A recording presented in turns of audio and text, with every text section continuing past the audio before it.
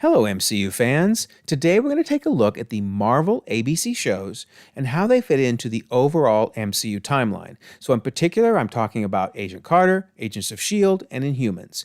Now, I will do my best to avoid any spoilers.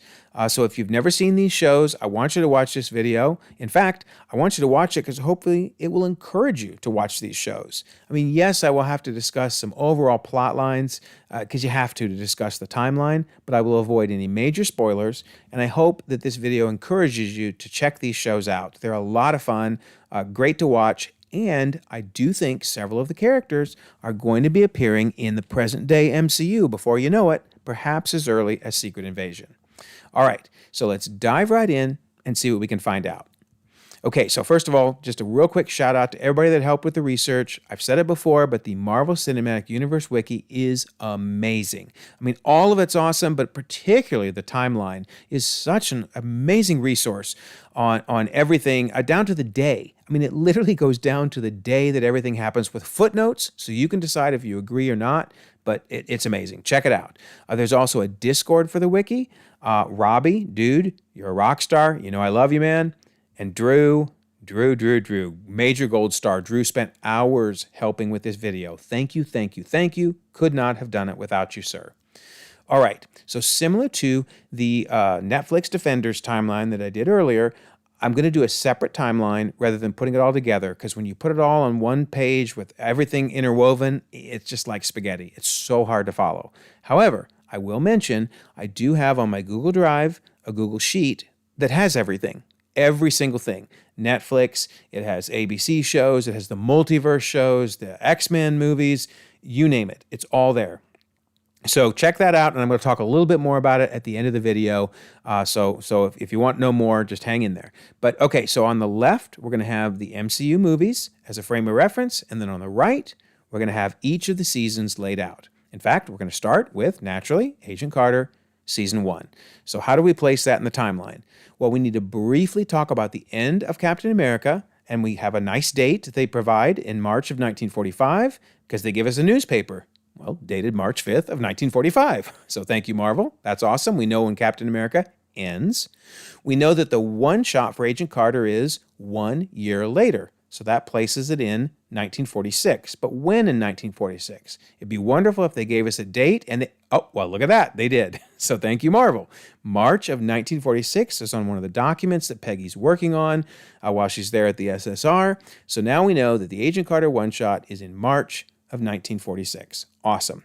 And of course, it ends with Howard Stark inviting Peggy to join him in creating S.H.I.E.L.D. So awesome. So therefore, you would think, naturally, that Season 1 of Agent Carter picks up with her being at S.H.I.E.L.D., right? It doesn't, but we're going to get to why, so hang in there. So Season 1, though, it does tell us it's in 1946, okay? Very helpful. So what else do we know? Well, in case there was any doubt, Peggy has flashbacks as she's just thinking about the past, and one of the things she thinks about is the one-shot. I mean, literally, the goons that she kicks one of them through a window, we see that in episode 1 of Season 1. So if there's any doubt whatsoever, this is crystal clear proof that the one-shot is before Season 1. But that's not all. Also in the one-shot, we see that Peggy is still not over Steve. You know, she's looking at his picture. She's really sad and just wishing he was still there. Well, in Season 1, Episode 8, Peggy pours out a vial of Steve's blood into the river. I'm not going to go into why she has it. That's part of, it's a spoiler. But bottom line is, by doing that, she is symbolically saying, I'm letting him go. I'm letting Steve go. And in fact, she has some romantic interest that we see in Season 1 and in Season 2. So it would not make much sense for the one shot to be after Season 1, because why would she still be thinking about Steve if she has, let him go? But it's a very fair question to say, yeah, but she was going to join S.H.I.E.L.D. at the end of the one shot. Why is she not with S.H.I.E.L.D. now? They actually explain that in Episode 1 of Season 1. Howard Stark mentions he has some tech that was stolen last month, so very recently, and he essentially has to put the S.H.I.E.L.D. plans on hold until he gets his stuff back. So that's why she has to go back and work for the SSR in Season 1. Okay, so how about one more big proof?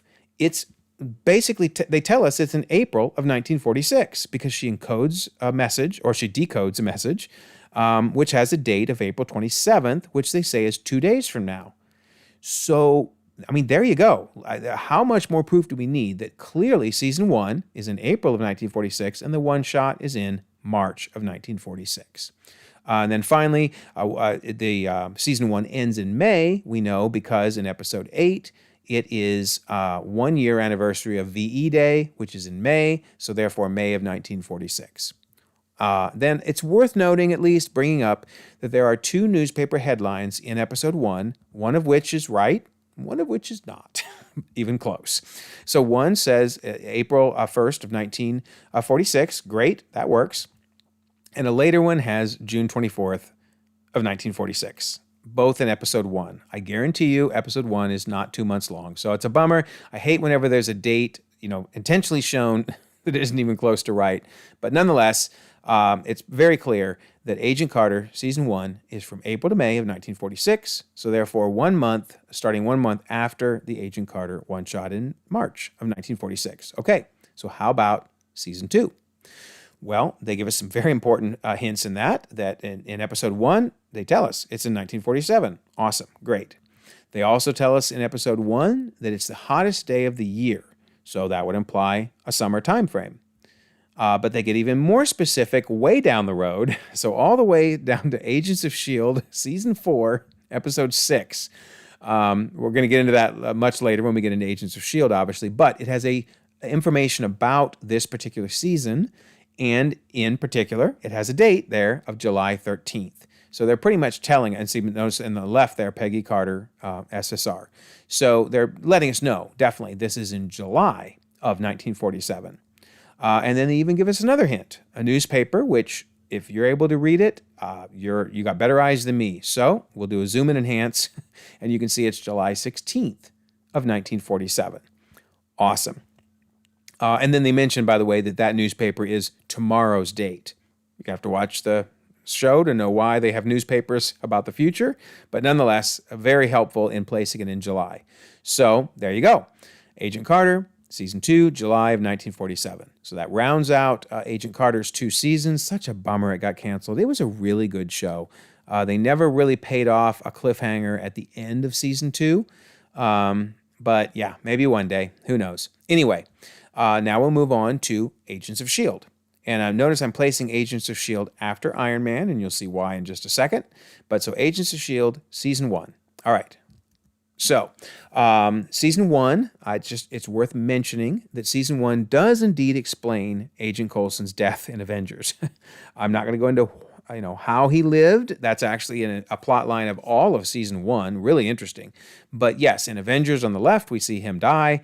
And in Season 1, Episode 1, he shows up. So you'll have to watch to see why, but I just wanted you to know they do explain it. Okay, so in Episode 1, they also gave us a very firm date of September 9th of 2013. It's on Ward's access being granted to Level 7. So yeah, we know exactly when this season starts. Also, I mentioned it's after Iron Man 3. Well, there you go, because they talk about Extremis, and they go into a lot of details on the program, a lot more information about things we didn't necessarily know in Iron Man 3. It's pretty cool. A nice extension of the concepts from Iron Man 3. So that means from September to November of 2013 is episodes 1 through 7. Now, why am I breaking it there? Why am I saying it stops in November? Well, because then episode 8 will tie directly into Thor the Dark World. So let's move to the next set of episodes, and sure enough, there we go. It ties directly into Thor the Dark World. They're cleaning up the mess, from all the damage that was caused, finding a bunch of artifacts, and it's pretty cool. It's a good episode. Then this is kind of interesting. Episode 12 has several dates that lead to it still being in 2013. They don't say when in 2013, but it's got to be sometime in 2013. So let's follow this little Easter egg trail here. Reinhardt, one of the characters, is arrested in 1945. Then we jump forward 44 years later, so 1989. He's released from jail, does some things I'm not going to go into because they're spoilers, but the result is that a character ends up in an orphanage, Skye. And that's in 1989. Remember 1989? And then we jump forward 24 years to present day. 1989 plus 24 is in 2013. It was kind of fun. I mean, they really work hard to make these dates all fit in. So that's awesome. All right, so by episode 12, we are still in 2013. We also know that specifically when in 2013, because there's a discussion about the Academy tests have just finished. So that's putting us in late 2013, the November timeframe, basically. Then in episode 14, kind of fits in, that Simmons says she's known Skye for a few months. And of course, she's known her since the beginning of this season, which we know is in September. So a few months fits with this being late into 2013. Now, episode 15 has to be in 2014. So work with me for a second here. Sif, first of all, Sif is awesome. She has 2 times that she shows up in Agents of S.H.I.E.L.D., season 1 and season 2, both fantastic episodes. And in her second appearance, she mentions that her first appearance was last year. That you told me last year, Coulson there is mentioning. So that means at a minimum that this appearance in season 1 has to be into 2014 because her appearance in season 2 is in 2015. And the only way it's going to be last year is if we moved into 2014. So that's kind of cool. And again, the Sif episodes rock. I just love Sif. She's amazing. I wish we had seen more of her. I hope we do see more of her in the future. All right. By episode 16, we have our tie-in to Winter Soldier, which is amazing. I still remember watching episode 16 on TV, then heading into the theater on the weekend to watch Winter Soldier, and then heading back to watch episode 17, which ties right in so perfectly. And in fact, notice in this one, in 16, he's literally being called to the Lemurian Star, which happens in Winter Soldier. So, okay. We now know that episodes 8 through 16 fit between Thor the Dark World in November and lead up to Captain America, the Winter Soldier. Now, hang with me. I'm putting it in January, which is different than I have on my main timeline of April. If not for Agents of S.H.I.E.L.D., it really does feel like Captain America Winter Soldier is more in an April timeframe because we're going to see some green grass. It just doesn't feel like winter. However, there is no way we're going to see that it could be any time other than January at the latest. We know it's got to be in 2014 because of that Sif reference, and we're going to see some other things. But trust me, hang with me, but I'm going to show why it's got to be January, and that moves Winter Soldier into January. All right, so let's finish off the rest of season 1.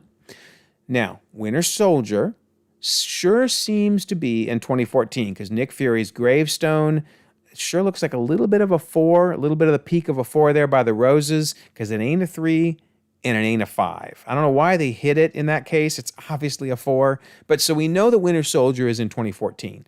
But how do we place these things any better than that? Well, episode 16 is just a few weeks after episode 14, which is really tying together a tight time frame on the episodes right before Winter Soldier. So they're really tightly tied together. Then we know that episode 17 is really tied to episode 13. Episode 11. 17 is tied to episode 11 because Coulson mentions that he's been trying to get a hold of Fury and hasn't been able to reach him for weeks. Well, he last talked to him in episode 11. So there can't be too much of a time frame difference between 11 and 17. But it's going to get more clear. Season 2, which we're going to get to season 2 in a second, but season 2, episode 1 starts months after season 1 ends. So whenever season 1 ends, it has to be months between the beginning of season 2. There's another reference in season 2, episode 1 that mentions months before season 1. And then here's the biggie. This is the crushing blow that it has to be around January timeframe. Talbot, who, by the way, is a fantastic character right out of the comics. He's fantastic in Agents of S.H.I.E.L.D. But in Season 2, Episode 1, he says, "You managed to evade us for an entire winter." So, the end of Season 1 has got to be in winter because Talbot finally catches up with him here in Season 2, and he said, you evaded us for the winter. Okay, then we have no choice. It's got to be the rest of the episodes, 17 through 22, which do take place over a very short time span, in January of 2014. Like I said, I don't really like that. I'd love it in the comments if somebody can tell me, reasons why they don't think this is right. But I agree with the wiki, which clearly places it in January 2014, meaning Captain America just had grass growing early. That's all I can say. All right. So now let's move on to season 2, which will reinforce this January placement of 2014. So season 2, episode 1 is 1 year before season 2, episode 20, which is set in May. Why do I say that? Because we're going to see that season 20 is a tie-in to Avengers Age of Ultron, which is in May. And it works really good then that season 1, episode 1 is 1 year before, which would be May. So episode 20 is in May of 2015. Episode 1 is in May of 2014. Okay, so that ties with what we saw earlier. Then episode 19 immediately precedes Age of Ultron. Immediately. It's really cool, actually, because Maria Hill has a couple of different appearances throughout Agents of S.H.I.E.L.D., but in this case, she's getting intel from Coulson about the base, the Hydra base, that they attack in Age of Ultron. So Hill passes it on to Fury and the Avengers, and of course that leads to Age of Ultron. And then also episode 19 immediately precedes Age of Ultron because the helicarrier, which we see in Age of Ultron on the right, well, that came from Coulson getting it out of mothballs in really all of season 2. But yeah, the helicarrier directly leads into Age of Ultron. Okay, so episode 20, which is after Age of Ultron, just kind of has a fun little reference to the Red Skull being dead for over 70 years. The Red Skull died in February of 1945. You add 70 and you get 2015. And he said over, so, we're talking again, May of 2015, which works good with Age of Ultron. All fits together. So, all right, let's, again, take a step back and look at this one last time. So we need season 2 to be months after the end of season 1. We need it to be the winter, that they evaded them all during the winter leading up to season 2. And of course, we know that there's that break between season 1, episode 16 and 17 around Winter Soldier. So this all fits together. Again, I'm not a fan of the January placement, but I just don't know any other way. All right, and then we also know that the rest of season 2 is after Age of Ultron. Whew, so it's a busy season 1 and season 2. They really tie into these movies well. Notice they've tied into Iron Man, they've tied into Thor, Captain America, and then Age of Ultron. So pretty cool. All right, now we move on to the next page, because trying to put too much on one page is just craziness. All right, so we're going to head into season 3. So how do we place season 3? Season 3 kind of has a fun little reference to Ant-Man, pretty minor, but they mention the hearing about the PIM technology disaster. So therefore, we know that season 3 starts after Ant-Man, but that's pretty much a given. Now, can we place it a little more? Well, in episode 2, Dr. Garner, a professor, his class requires a few weeks makeup work for somebody who just transferred in. So that would mean we're talking, November timeframe, because it's just a few weeks after the semester started. Okay, great. Then really cool. Maybe one of the best episodes of the entire run of Agents of S.H.I.E.L.D. is season 3, episode 5. I'm just not going to give you any details beyond I have to discuss the title in this time frame here, but such a good episode. So the title of the episode is literally 4,722 hours, which works out to 6.2 months. And that's the exact amount of time since the end of season 2. So we know that by season 5, we are 6.5 months after the end of season 2. So that's cool. Then by episode 10, Garner, who we saw earlier, right? We saw him. He was the professor. He has a pretty impressive beard growth there. So it's been a couple months since that November episode. So we're moving into January now. There's another reference here to give us some placement where Hunter, another great character from the show, Hunter and Bobby are two fantastic characters. So he says, Bobby and I were on holiday picking mushrooms, to which he's challenged in the woods of Siberia in the dead of winter. Now, maybe you wouldn't consider March the dead of winter, but in Siberia, yeah, you probably would. You probably would. So this is around a March timeframe for episode 11. Now, this is really interesting. By episode 15, the WHIH Newsfront, which, if you're not aware, they had a Twitter account. In fact, it's still out there. You can check out their tweets. It's really cool. I'm going to discuss some of their tweets in a minute. It's really cool. It had a tweet on April 28th of 2016, which, notice down on the bottom in the ticker, mentions something from Season 3, Episode 15. Transia Corporation announces interim CEO. I would tell you more about that, but that's a bit of a spoiler. But trust me that ticker is referring to an event in episode 15 from a tweet on April 28th of 2016. Likewise, and maybe more importantly, episode 18 in the same video, the same tweet, mentions Hydra eradicated. That leads directly or refers directly to something that happens in episode 18. Okay, great.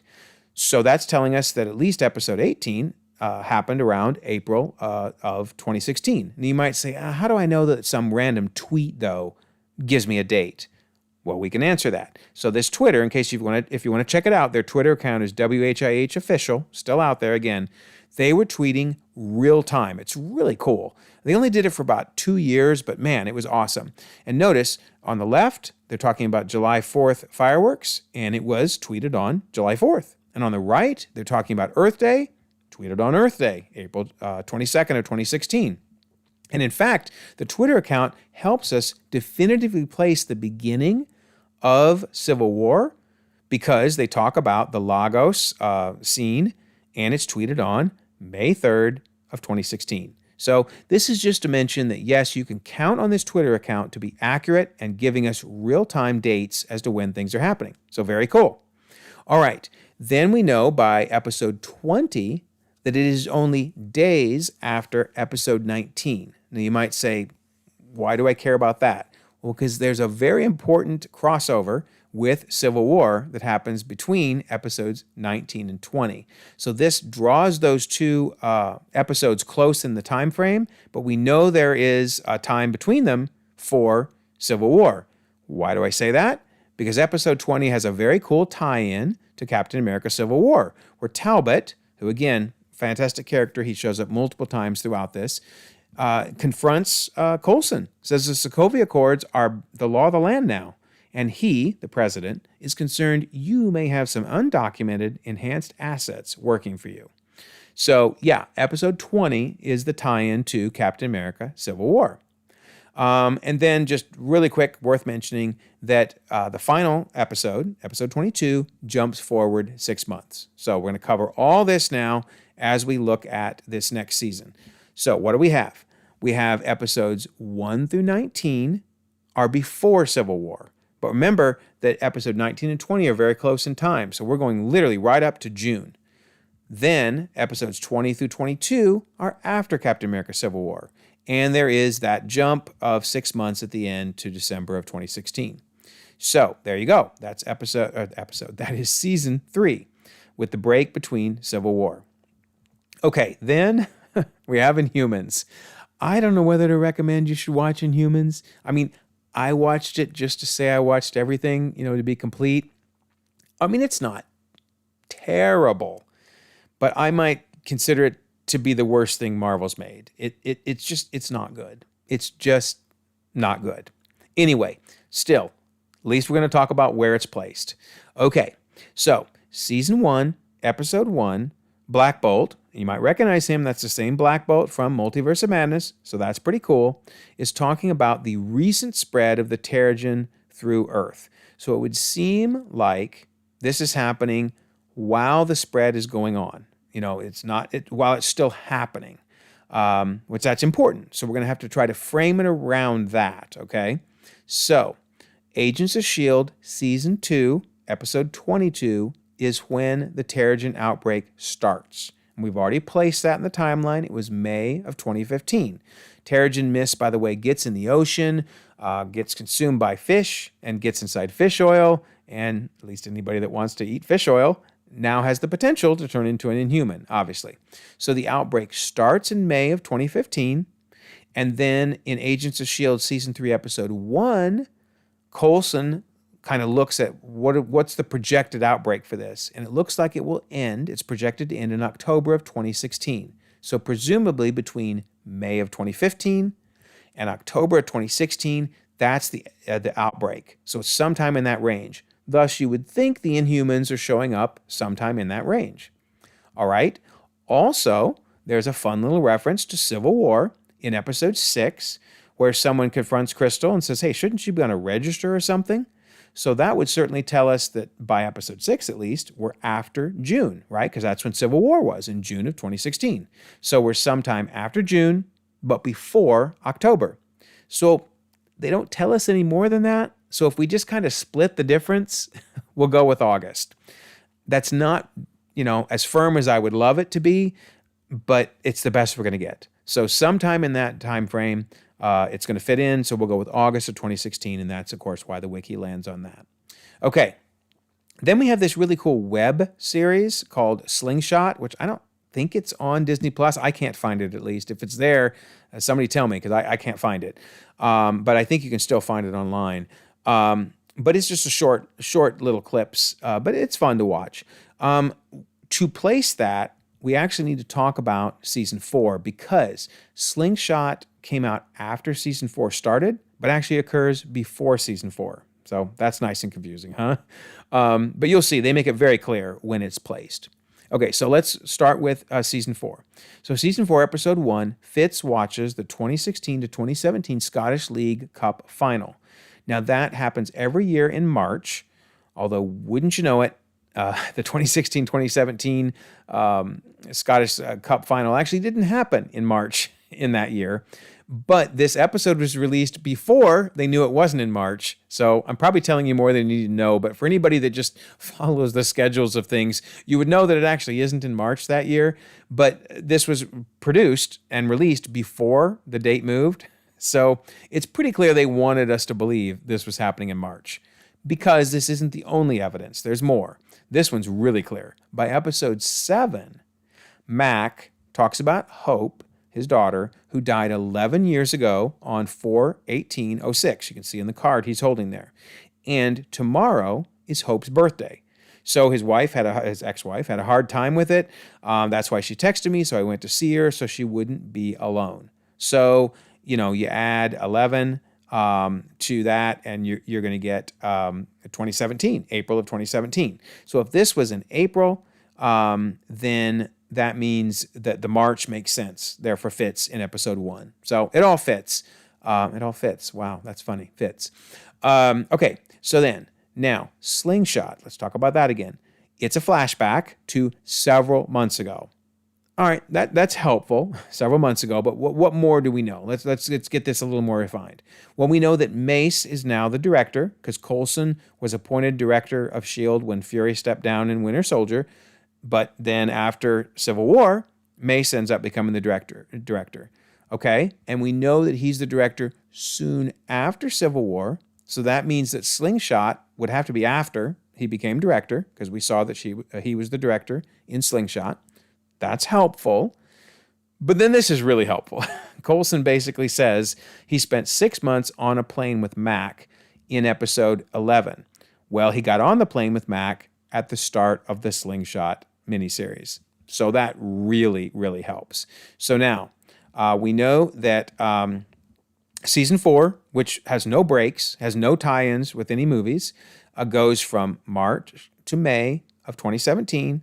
And we know that Slingshot is 6 months before, which is September of 2016. And notice that that's a few months after Civil War, when Mace became the director. So it all fits in perfectly. But yeah, you kind of had to look at everything together to piece it. Sometimes they make it easy for us. Sometimes they don't. All right, so that is both Slingshot and season 4. And so now we move on to season 5.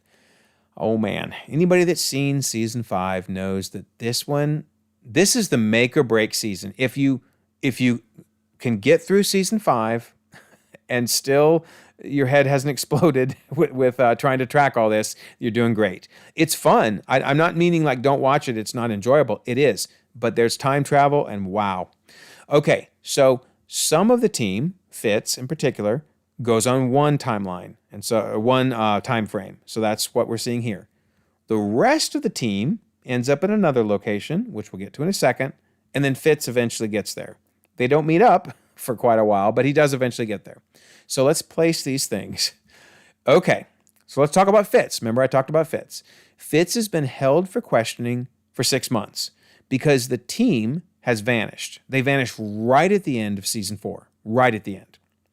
So Fitz is now sitting here held for questioning for 6 months. So that really helps place things. That it's now basically it's right after the end of season 4 for 6 months. Also, he draws, I guess, a monkey face. If that looks like a monkey face, right? On the wall for each day, presumably. And there's 200 of them, so it's another thing to kind of indicate. You can do the math there, but basically 6 months. Great. Okay. Then Fitz goes into stasis and wakes up 74 years later in the future. I'm not going to go into any more detail than that, but I'm not giving anything away because basically they advertise that this is what happens for the season. So this is not a plotline reveal or a spoiler. But so Fitz wakes up 74 years later, and one of his guides, one of the characters, explains you're now in the year 2091, so 2091. Okay, and let's just make it clear. Something really bad happens to the Earth. I'm not going to discuss what or why, because that's all spoilers, but really bad things have happened to the Earth, and they happen in the present day. So now they've been sent to the future, and they're going to try to understand what happened and save the Earth. Okay, so you might say, how on earth did they do time travel? Well, there are 3 ancient creations from another world, if I remember right, and they're called the monoliths. And there's one for time and space and creation. Kind of like it has a feel of like Infinity Stone, but it's not. But you might guess that the time monolith is the one that's used to send the team to the future. So this is not through the quantum realm, this time travel, but I still believe that ultimately it's using the rules from Endgame, which we'll discuss as we get farther into this. But so I just wanted to mention how it is they're going forward in time. And again, all the details are explained. I just don't want to go into a lot because it does move into spoiler territory. But so they use these things to go to the future. All right. Also, in episode 1 of season 6, one of the characters mentions some more specific days, 73 years, 261 days. I'm not going to go through all the math with you because I will just bore you, but this helps further place season 5's timing, and in particular helps us land on exactly the month they went into the future. Okay, so let's break this down. We know that Fitz spent 6 months, right, talking to the police about where the rest of the team went. That was from May to November of 2017, and that was episode 5 only. Then he ends up in the future. We also can figure out that it's around December of 2091. Kind of doesn't really matter, but still, if you look at all those dates, remember that I said I'm not going to do the math, but you can do it on your own. You can place it around December of 2091. And notice this is episodes 1 through 4 and 6 through 10. Okay, so then after this, the team heads back to present day, basically around the same time that Fitz had left.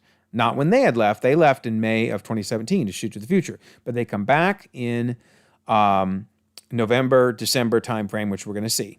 Okay, so let's look at that.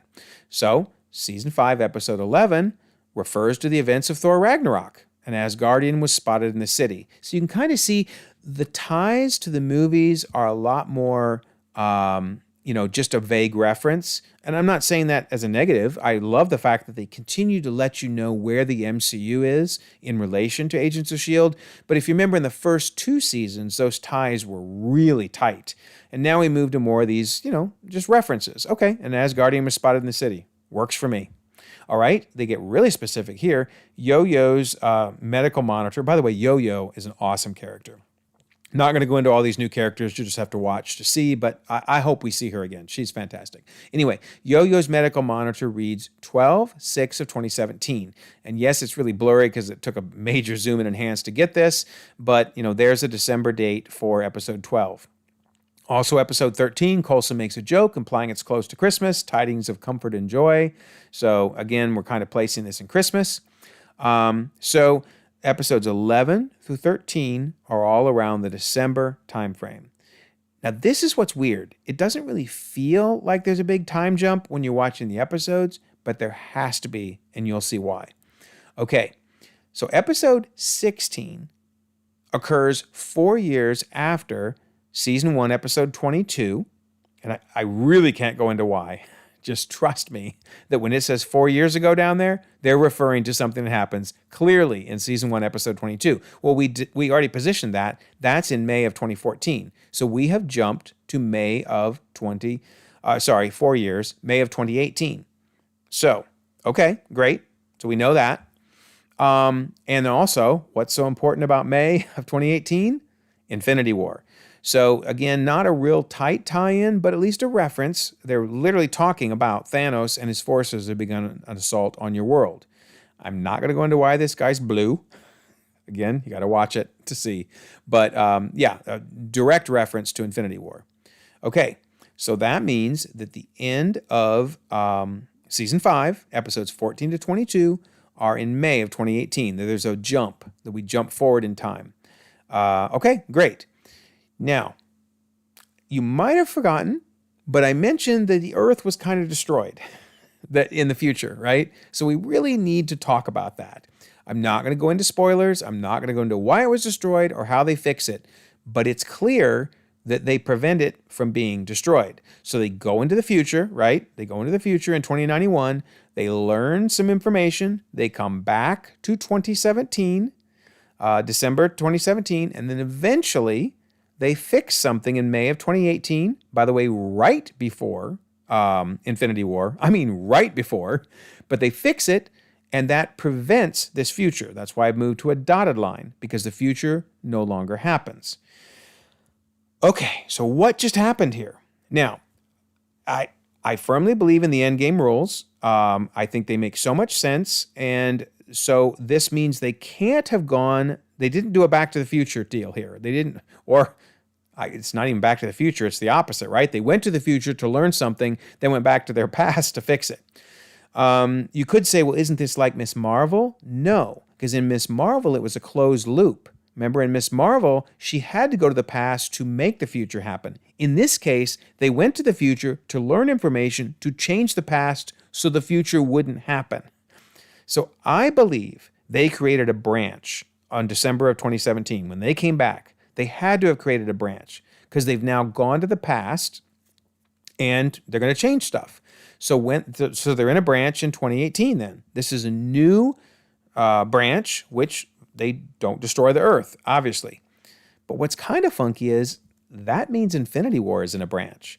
That means that had they not gone to the future, learned what they learned, and fixed it, the Earth would have been destroyed, I guess, with Thanos on it. Kind of interesting thought. You know, it would have been interesting to see that situation of Thanos all proud of himself with the stones and then boom, the Earth explodes.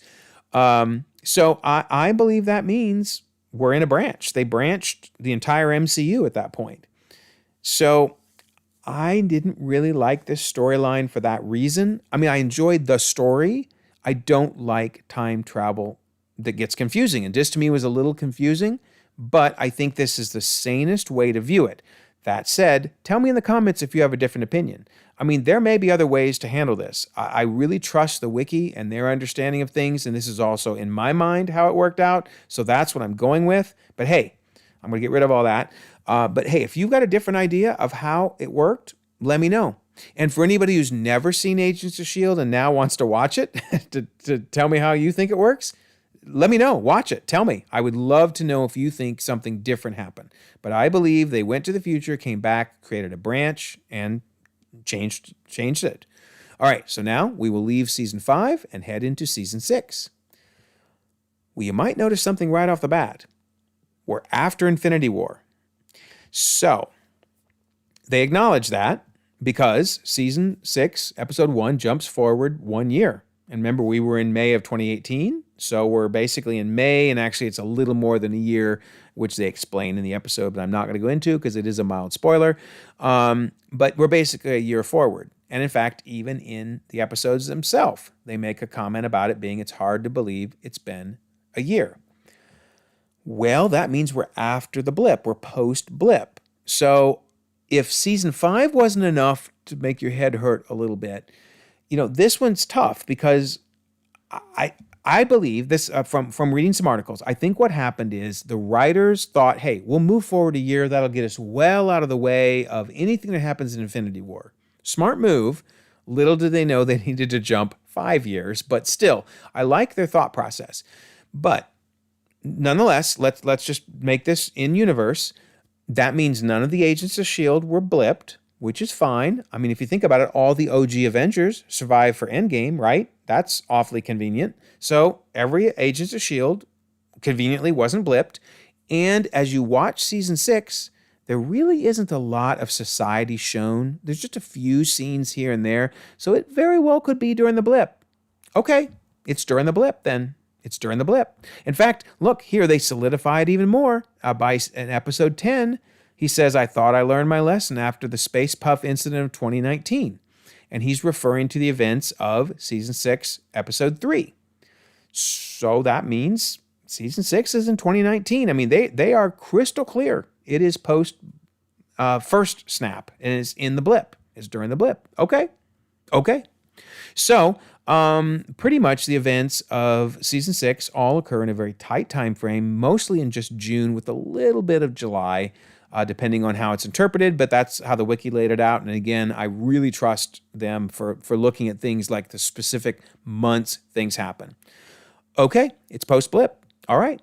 So then if you made it this far, then you'll love season 7. Oh my goodness, season 7 is fantastic. Now, you might say, oh good, I'm just going to watch season 7. No, you won't enjoy it then. Season 7 is like the end game for Agents of S.H.I.E.L.D. It ties together every season perfectly. So you really want to watch 1 through 6 to be able to fully enjoy 7. It's just amazing. And notice, by the way, season 6 is a half season kind of. Notice it's only episodes 1 to 13, whereas every other season was 22 episodes. Same thing with season 7. All right. So at the end of season 6, they begin some time jumps, like right at the end. So let's talk about these time jumps. And I can't go into any more details. You're just going to have to watch it. But it is really fun just to kind of chart their jumps. So the first thing they do is they jump back to 1931, New York City, 1931. And we can kind of place it by some of the things we see. We see the Empire State Building and its progress. That's kind of circa late 1930, early 31. So it doesn't give us an exact month, but gives us an idea. And it was just so much fun to see some of this, what life would have been like in the 1930s. Really cool episodes. But then they give us a little more. They show some movie posters on the left and on the right there for things that came out in January and February of 1931. So we really that helps. We're looking at a February-ish of 1931 perhaps.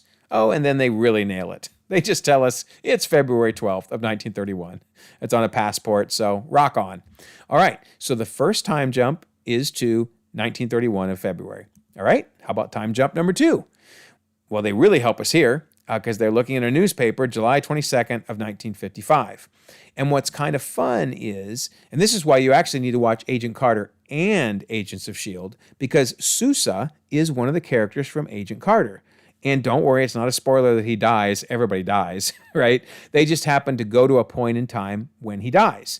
And you'll have to watch to see why and why that's important. But anyway, we get a very firm date, July 22nd of 1955. Okay, great. So the second time jump is in July of 1955. And then they jump again. And this time they land in 1973, which we learn because one of the characters, I shouldn't say one of the characters, we all know who that is, right? That's Putty from Seinfeld. I love him. And he was in Scream 3. I was so sad when he died in Scream 3. Ugh, such a cool character. Anyway, what if you haven't watched Scream 3? Sorry if that's a spoiler. But anyway, he's kind of fun in Scream 3. But all right, so they time jumped to 1973. And we know that because it's 3 years away from 1976. Now, they don't tell us too much more. It's a little hard to find an exact month. Interestingly enough, we see the World Trade Center is completed, so that could kind of help us. And no more Mr. Nice Guys on the radio. So we're sometime after April, very likely, but we don't know anymore. So you know what? we'll just call it 1973. It doesn't really matter too much. They don't give us specifics, and so that means it doesn't matter, right? All right, then they jump again. This time, they're really specific. They want you to know it's July 4th of 1976. Rock on. So jump number 4 is 1976. And then they jump again. And this time, they jump several times. So Mac and Deke, two of the characters in episode 8, we learn end up in 1982, particularly January 21st of 1982. Then poor Mac and Deke sit around for a while. And one of the most fun gags is Agent Coulson doing his best Max Headroom. Oh my goodness, very, very funny. And you notice Mac there with the massive, epic beard, giving us an idea that now time has transpired, while the rest of the team is jumping to May 17th of 1983, September 9th of 1983, and then finally getting everybody back together in October 6th of 1983, because there's Mac and Deke reunited with the team. So several jumps, and then I love this. This is fantastic. Go Fitz. Episode 13, last episode. Fitz explains the Endgame time rules way better than Endgame. No offense, Smart Hulk, but that was a little confusing. Fitz lays it out. He says, you went back in time, and then you branched off. But we can travel through something called the quantum realm, so we can go in between timelines. Dude. Love it. That's one of my favorite quotes in the MCU, because he just nails how this time travel works. So therefore, I haven't said this yet, I guess, but I should say, all of this time travel is in a branch. All of it. And you can tell me in the comments if you don't agree, and that's okay if you don't agree. The wiki, that's where the wiki lands it, and that's what makes sense to me. And to me, that's what Fitz is saying. You went back in time and you branched off. So anyway, love it that he's literally talking about using the quantum realm to get back to their home timeline. Okay, so that means the final jumps, plural, were between January of 1982 and November of 1983.